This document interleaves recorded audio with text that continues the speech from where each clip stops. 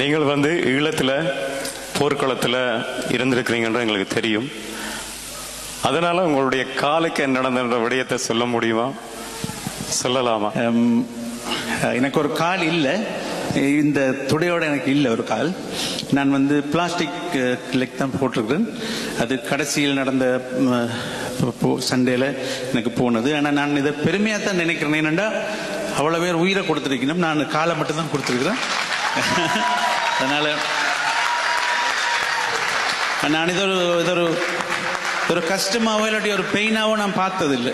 எங்கேயும் நான் நிமிந்து போவேன். நான் ஒரு சும்மா போகல, நாட்டுக்காக கொடுத்த நான் ஒரு சந்தோஷம் இருக்கு. அதான்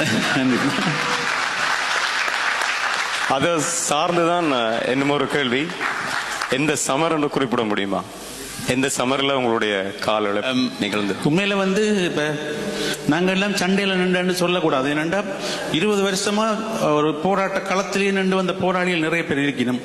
அவைதான் உண்மையா சண்டை பிடிச்சார்கள். நான் போன புதுசுல நான் ஒரு கொமாண்டோ ஆர்பிஜி அந்த கொமாண்டோ ட்ரைனிங் எடுத்துட்டு இருக்கும்போது நான் என்னோட இசை திறமையை பார்த்து என்ன இசையமைக்கிறதுக்கு சொல்லி பின்னால் எடுத்து விட்டுடணும்.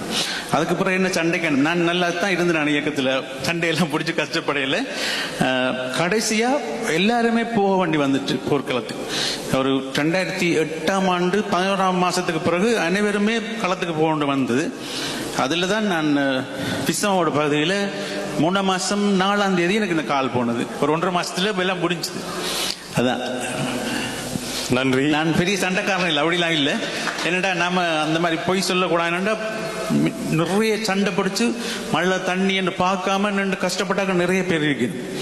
இப்ப அவைக்கு தான் நாங்க விஷ் பண்ணோம். இது நான் சாதாரண விஷயம். நன்றி. அது உங்களுக்கு சாதாரணமா இருக்கலாம், ஆனா ஒரு போராளி என்ற விஷயமே அது என்ன பிரச்சனைடா? இப்ப நான் இதுல அங்க போனா இங்க போனான்னு சொல்லலாம், அது இல்லை உண்மை. ஏனண்டா உண்மையா கஷ்டப்பட்டாங்க வேற ஆக்கள். எனக்கு என்னோட இசை சார்ந்து நான் ஒரு 100ல 200% வேலை செய்தேன். அண்ணன் தந்த வேலை செய்தேன் நான். ஆனா கடைசியா ஒரு போனோடனே ஒரு 1.5 மாசத்துல நான் காயப்பட்டுட்டேன். நன்றி. நன்றி இந்த தகவலை பகிர்ந்து கொண்டதற்கு.